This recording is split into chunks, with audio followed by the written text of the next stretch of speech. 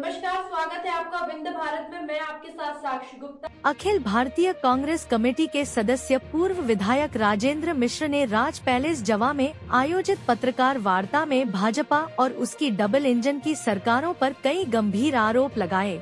उन्होंने कहा कि जनता भाजपा के डबल इंजन की सरकारों के कुशासन से तंग आ चुकी है और आने वाले संसदीय चुनाव में इन्हें सत्ता से बाहर करने का मन बना चुकी है।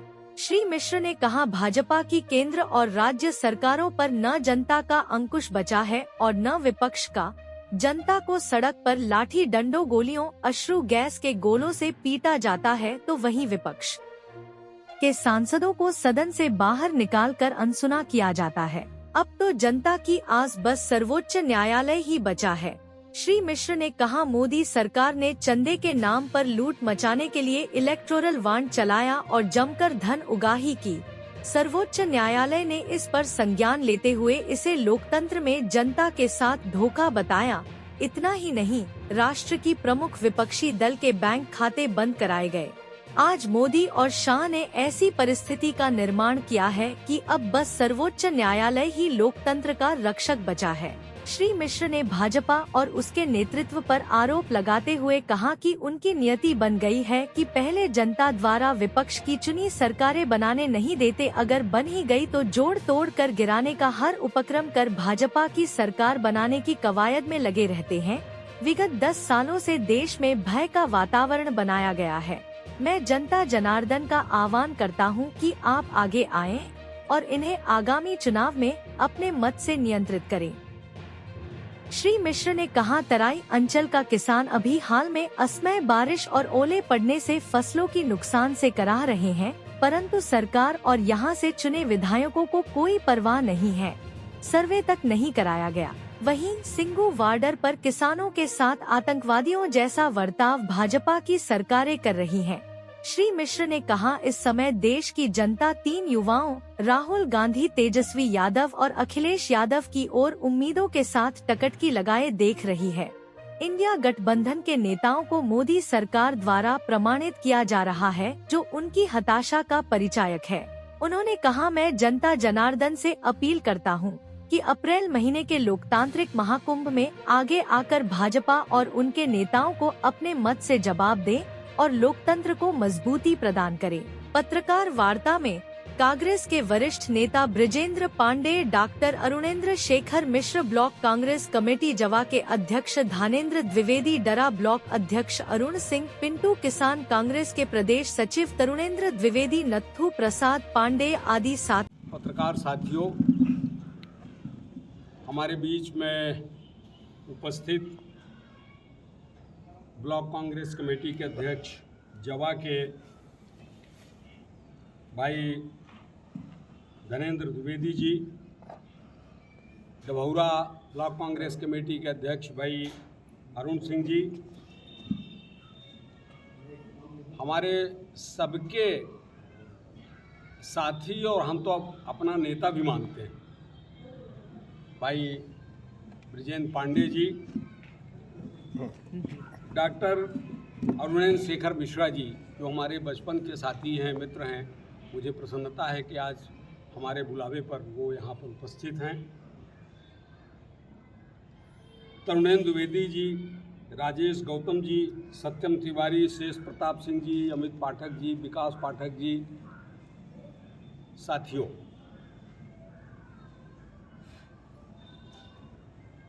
लंबा अरसा हो गया। मुझे लगता है कि डबल इंजन सरकार को सुनते और उसका नाम रटते अनेकों वर्ष हो गए हैं। केंद्र की सरकार कोई 10 वर्ष के आसपास हो रही है और राज्य की सरकार तो लगभग 20 साल हो गए भारतीय जनता पार्टी के। तो इस डबल इंजन की सरकार का जो रूपरेखा है, उस विषय पर आप सबसे मैं चर्चा करने के लिए उपस्थित हुआ हूँ। कांग्रेस का एक कार्यकर्ता होने के नाते मन में ये भाव आता है कि समय और परिस्थितियां आ गई हैं और जिस तरीके से जनता ने भारतीय जनता पार्टी की सरकार को केंद्र में और प्रदेश में लगातार काम सौंपा, उसका कहीं न कहीं ये पुनरीक्षण होना चाहिए। दुर्भाग्य ये है कि जिस तरह से हमारी बात को हम लोग कहते हैं वो कई बार सुनी जाती है, कई बार नहीं सुनी जाती है, लेकिन अपनी बात कहने का तो जज्बा छोड़ना नहीं चाहिए।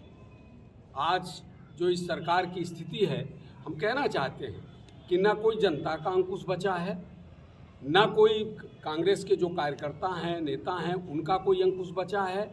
ले दे करके अगर थोड़ा बहुत अंकुश हमको दिखाई पड़ता है तो जब तक सुप्रीम कोर्ट में मैटर न चला जाए।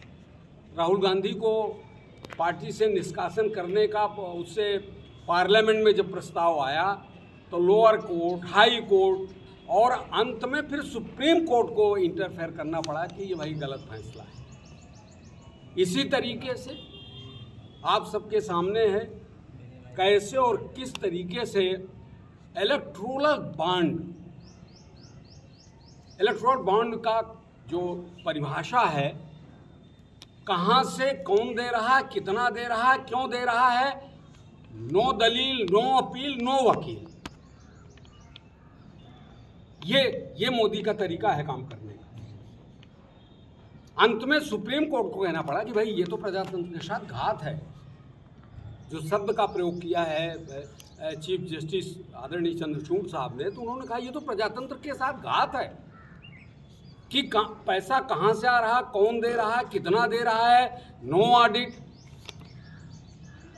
वो नाम भी ना खोले जाएं। तो इस बात को लेकर के सुप्रीम कोर्ट ने फैसला जब संज्ञान में लिया और फैसला दिया, अभी भी डिसीजन हुए सुप्रीम कोर्ट के हफ्ता भर से ऊपर हो चुका है। कोई बयान प्रधानमंत्री जी का, हर विषय पर अपने कमेंट देने वाले अमित शाह जी का, या जेपी नड्डा साहब जो भारतीय जनता पार्टी के राष्ट्रीय अध्यक्ष हैं, उनका किसी तरीके का कोई बयान नहीं आया। ये दुर्भाग्य का विषय है और उल्टे राष्ट्र की जो प्रमुख विपक्षी पार्टी है उसके खाते को सील कर दिया गया। आप सब ने देखा होगा, अभी 4-6 दिन पहले ही हमारे जो ट्रेजरर हैं मिस्टर अजय माकन जी, उनको जाना पड़ा और ये कहना पड़ा कि भाई जो राजनीतिक पार्टियां हैं उनको इनकम टैक्स से वो एग्जेम्प्टेड होती हैं। कोई सुनने को तैयार नहीं है, कहा फिर से चले जाओ, कोर्ट में जाओ, कचहरी में जाओ, हमको जो करना था हमने कर दिया। तो हमको उतना पैसा जमा करना पड़ा। मेरा आशय ये है, जो मैं आप सबसे कहना चाहता हूँ, कि जब तक सुप्रीम कोर्ट किसी चीज़ को ना करे तब तक यहाँ इस देश में जो परिस्थिति का निर्माण मोदी और शाह ने किया है, वो अब ऐसी एक स्थिति का निर्माण कर दिया है कि आप किसी तरीके से उससे बच नहीं सकते।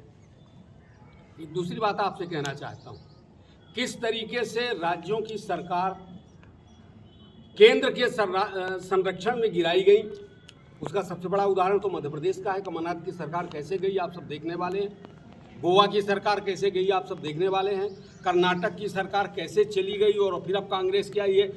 और तो और छोड़ दीजिए, अभी 2-3 दिन पहले हिमाचल में बनी कांग्रेस की सरकार को गिराने के लिए किस तरीके का उपक्रम किया गया। सीआरपीएफ के जवान विधानसभा के गेट और फाटक तोड़ दिया और हेलीकॉप्टर से जो 6 विधायक जिन्होंने दल बदल के नियम कानून को तोड़ा, उनको ले जाकर के हरियाणा के रेस्ट हाउस में ठहरने का ये जो नंगा नाच है, वो इस देश की जनता ने देखा और कार्यकर्ताओं ने देखा।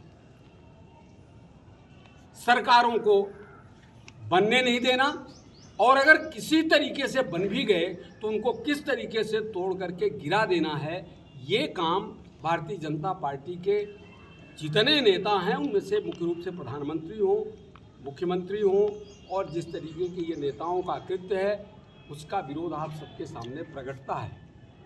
और तो और छोड़ दीजिए, ऐसे लोग जो मैटर करते थे राज्यों में, उनको ईडी का, सीबीआई का भय दिखा करके, उनको नोटिस पर नोटिस जमा करके, और उन्हें किस तरीके से नुकसान पहुंचाया जा सकता है, कैसे जेल पहुंचाया जा सकता है।